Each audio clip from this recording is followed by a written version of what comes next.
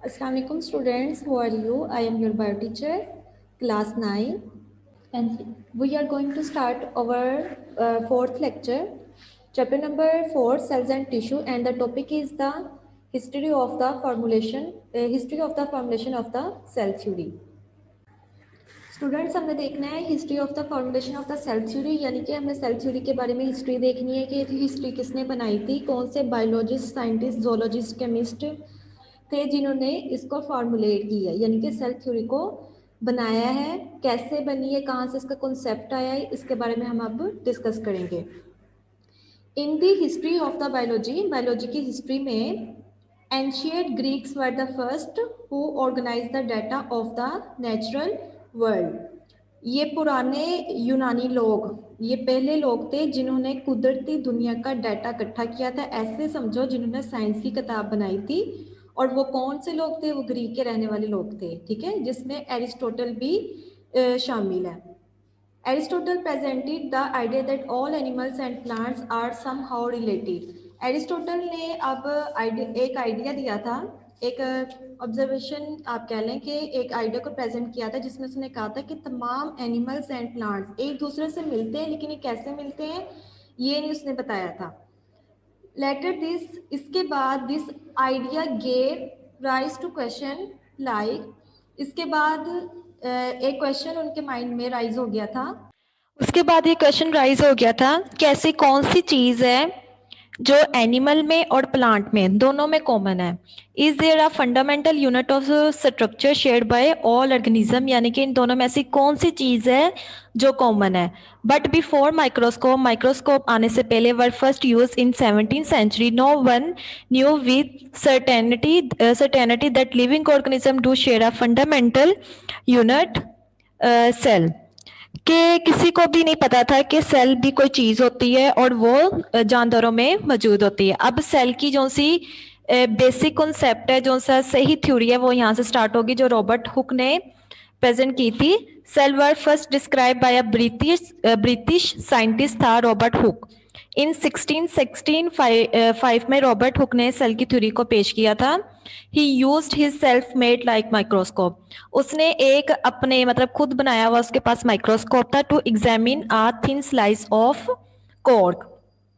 इस बंदे ने क्या किया था, अब रॉबर्ट हुक ने अपनी सेल्फ मेड माइक्रोस्कोप बनाई, उसमें उसने किस चीज़ को देखा, उसने किस चीज़ के सेल देखे, उसने स्लाइस ली थी, किसकी स्लाइस ली थी, प्लांट कॉर्क की, यानी कि उसने अ थिन स्लाइस ऑफ कॉर्क यानी प्लांट के कॉर्क की उसने एक थिन स्लाइस ली। जब उसने माइक्रोस्कोप के नीचे उसको एग्जामिन किया, उसको देखा, hook observed a Honey comb of tiny empty compartment.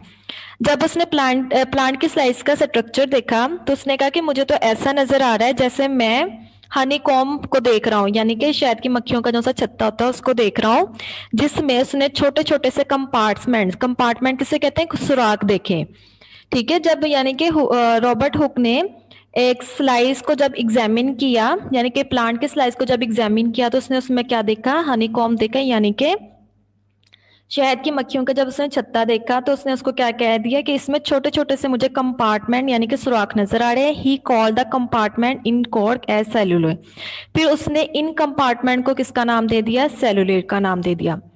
His term has come to us as cell, और जब ये टर्म हमारे पास पहुंची तो ये किस फॉर्म में पहुंची थी, सेल्स की फॉर्म में पहुंची थी। The first living cells were observed a few years, उसके बाद कुछ सालों के बाद जो फर्स्ट लिविंग सेल को ऑब्जर्व किया था वो कौन सा था, डच नेचुरलिस्ट था एंटोनी वैन